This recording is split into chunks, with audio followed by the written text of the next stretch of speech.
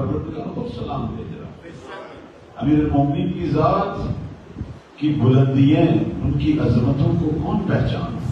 ایک شخص آیا، اس نے شکایت کی حضرت سلمان کی، چونکہ اس نے حضرت سلمان سے پوچھا کہ امیر المومنین کی طرف اشارہ کر کہ یہ کون ہے؟ اس نے کہا میں نہیں جانتا، مذاق کر رہے ہو، تمہارے استاد ہیں۔ اس نے کہا ٹھیک ہے لیکن میں نہیں جانتا۔ آئے نبی کے پاس شکایت لے کے کہ یا پیغمبر، سلمان یہ کہہ رہے ہیں مولا علی کے بارے میں نہیں جانتا، یہ کیسے ہو سکتا ہے؟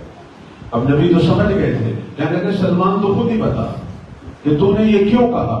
اس نے کہا سرکار آپ نے ہی کہا تھا ایک دفعہ کہ اللہ کو یا میں جانتا ہوں یا علی جانتا ہے، اور مجھے یا اللہ جانتا ہے یا علی جانتا ہے، اور علی کو یا اللہ جانتا ہے یا میں جانتا ہوں۔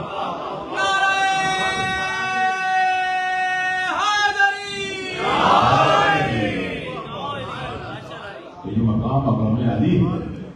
اس لیے ہم اپنی روایات میں دیکھتے ہیں کہ ایک شخص نے آ کے غالباً چھٹے مولا کو کہا یا امیر المومنین، فرمایا نہیں ہم امام ہیں، امیر المومنین فقط ہمارے جد علی ابن ابی طالب، یہ خدا کی طرف سے صرف انہیں نصیب ہوا ہے، یہ ان کا مقام ہے۔ جس طرح ہم کہتے ہیں حضرت بقیت اللہ العظم، یہ لفظ بقیت اللہ جو لقب ہے یہ مخصوص ہے ہمارے زمانے کے مولا کے لیے۔ یا جیسے کوئی شخص آتا تھا، وہ آ کے ہمارے ائمہ کو کہتا تھا کہ آپ امام قائم ہیں، وہ کہتے تھے نہیں ہم امام قائم نہیں ہیں، قائم صرف ہمارا کارواں ہے، ہم ہادی ہیں، ہم مہدی ہیں، ہم امام ہیں، ہم وصی رسول ہیں، ہم خلیفہ پروردگار ہیں، لیکن جس نے قیام کرنا ہے اور مشرق سے مغرب تک سلطنت الہیہ کو برقرار کرنا ہے وہ ہمارا وارواں ہے۔ اور روایت میں ہے کہ جب مولا حکومت الہی برقرار کریں گے شرق و غرب، شرق سے لے کے غرب تک، تو ہر شخص اپنے مشرق سے مغرب تک، یعنی روایت ایسے ہے کہ یبلغ سلطانہ الی مشارق الارض و مغاربہا، کہ مہدی کی حکومت دنیا کے جتنے بھی مشرق ہیں ان کے اتنے مغرب تک پہنچے گی۔ اب ہو سکتا ہے آپ کے ذہن میں سوال ہو کہ یہ کیا ہو گیا، دنیا کا تو ایک ہی مشرق ہے، ایک ہی مغرب ہے۔ نہیں میرے عزیز، اب آپ ہر شہر میں جائیں، ہر ملک میں جائیں، افق تبدیل نہیں ہوتا، نماز کا ٹائم تبدیل نہیں ہوتا۔ ابھی اسی وقت کسی جگہ پہ فجر کی اذان ہو رہی ہے اور کسی جگہ پہ ظہر کی، کہیں جو ہے وہ سورج طلوع ہو رہا ہے، کہیں نصف نہار ہے۔ تو دنیا میں آپ جہاں جائیں افق چینج ہوتے ہیں۔ اگر وہ کہتے ایک مشرق سے مغرب تک، ہو سکتا ہے کسی منافق کے ذہن میں آتا ہاں بس کسی ایک چھوٹے سے علاقے کی حکومت ہوگی، تو نبی نے اور ہمارے معصوم نے وہ سارے شک مٹا دیے، فرمایا تو دنیا کے جہاں بھی کسی بھی حصے میں کھڑا ہوگا اس کا جو مشرق ہوگا اس کے مغرب تک مہدی کی حکومت، یعنی ہر مشرق سے مغرب تک بہت بڑی حکومت الہیہ قائم ہوگی۔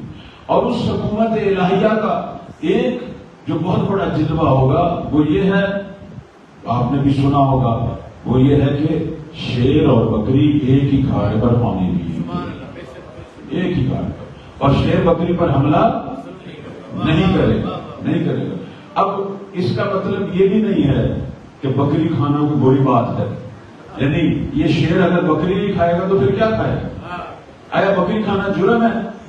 بھئی اگر جرم ہوتا تو پھر ہم کیوں اتنی بکریاں بکرے ذبح کرتے ہیں؟ وہ تو ہمارے نبی بھی کھاتے رہے ہیں، امام بھی کھاتے رہے ہیں، اللہ نے حلال چیزیں پیدا ہی اس لیے کی ہیں کہ کھاؤ۔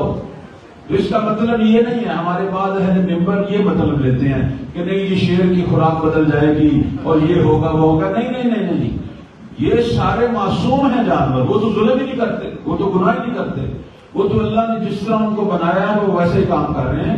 اگر بکری کھانا شیر کے لیے جرم ہوتا تو پھر ہم سب کے لیے بھی جرم ہوتا ہے۔ اتنی تو بکریاں شیر نہیں کھاتا جتنے انسان کھاتے ہیں۔ کہیں مراد یہ نہیں ہے، بلکہ معصوم کی کلام کو سمجھا جائے، مراد یہ نہیں ہے، مراد ایک اور چیز تھی۔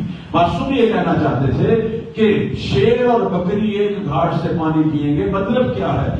انسانوں کے اندر جو درندہ مزاج لوگ ہیں ان کی جرأت نہیں ہوگی مہدی کی حکومت میں کسی کمزور کی طرف آنکھ اٹھا کر دیں۔